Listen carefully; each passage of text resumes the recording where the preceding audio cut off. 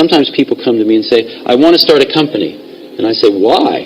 They say, oh, I want to make lots of money. I say, forget it. That's not a good enough reason. You will not, most likely you will not succeed. Most people that have started companies because they want to make lots of money, I haven't seen very many of those succeed.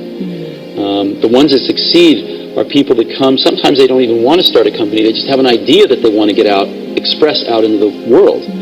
And oftentimes they have to start a company because nobody else will listen to them.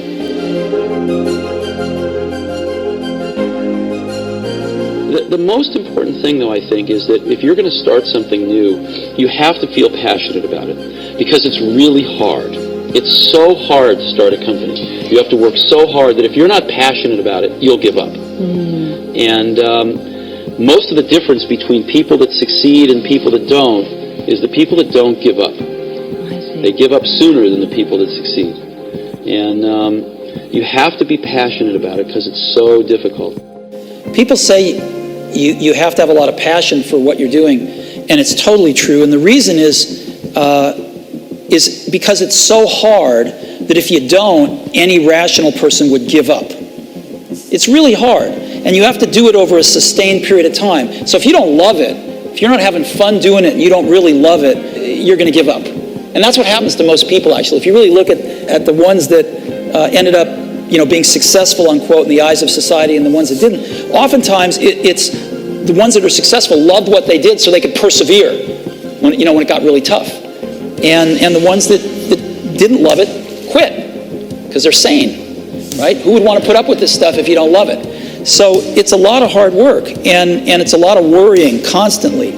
And if you don't love it, you're going to fail. So you got to love it, you got to have passion. I'm convinced that about half of what separates the successful entrepreneurs from the non-successful ones is pure perseverance. It is so hard. You pour so much of your life into this thing. There are such rough moments in time that most people give up. I don't blame them. I mean, it's really tough, and it consumes your life. I mean, if you've got a family and you're in the early days of a company, I can't imagine how one could do it. I'm sure it's been done, but it's rough. I mean, because it's pretty much an 18-hour-a-day job, 7 days a week for a while.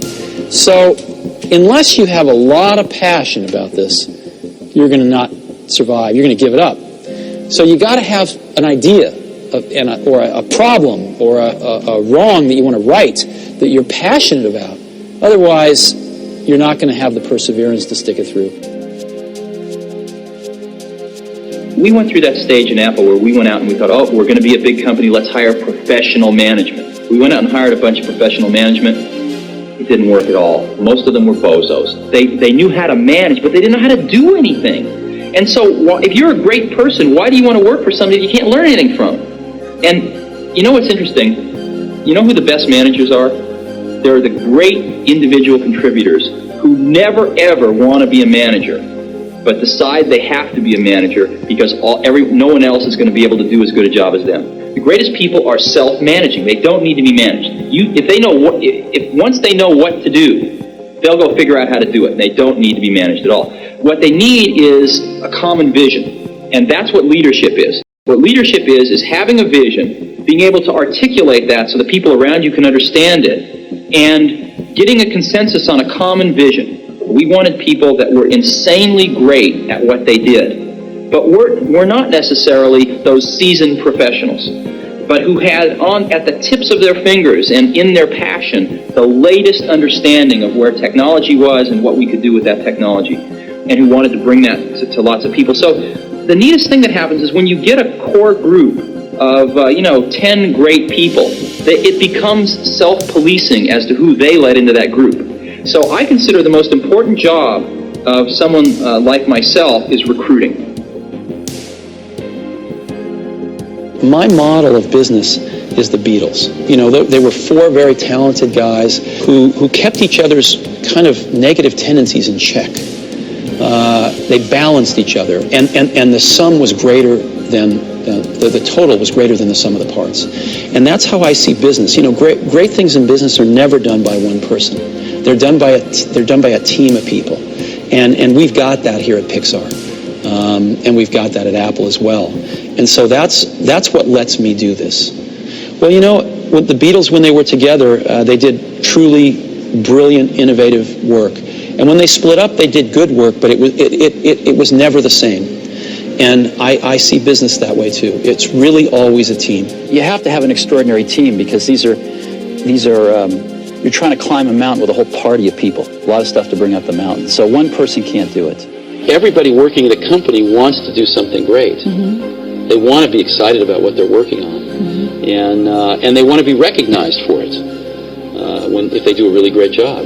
So we just try to allow people to do the best work of their lives. You know, we try to hire really smart people, but we have a very simple organization, mm-hmm. and we try to focus and do very few things well.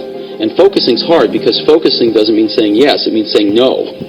So we decide not to do a lot of things so we can focus on a few handfuls of things and do them well. That's an incredible feeling. To know that you had something to do with it, A, and B, to know it can be done. To know that you can plant something in the world and it'll grow and change the world ever so slightly. There needs to be someone who is sort of the keeper and reiterator of the vision. Because there's just a ton of work to do. And a lot of times, you know, when you have to walk 1,000 miles and you take the first step, it looks like a long ways. And it really helps if there's someone there saying, well, we're one step closer. You know, the goal definitely exists. It's not just a mirage out there. So in 1,001 little and sometimes larger ways, the vision needs to be reiterated. I do that a lot. One of the things I've always found is that you've got to start with the customer experience and work backwards to the technology. You can't start with the technology and try to figure out where you're going to try to sell it. And as we have tried to come up with a strategy and a vision for Apple, it started with what incredible benefits can we give to the customer? Where can we take the customer? Not starting with, let's sit down with the engineers and figure out what awesome technology we have and then how are we going to market that. And I think that's the right path to take. I remember with the laser writer, we built the world's first small laser printers, you know, and there was awesome technology in that box. We had the first Canon cheap laser printing engine in the world, in the United States here at Apple. We had a very wonderful printer controller that we designed. We had Adobe's PostScript software in there. We had Apple Talk in there. Just awesome technology in the box. And I remember seeing the first printout come out of it and just picking it up and looking at it and thinking, you know, we can sell this. Because you don't have to know anything about what's in that box. All we have to do is hold this up and go, do you want this? And if you can remember back to 1984, before laser printers, it was pretty startling to see that. People went, whoa, yes.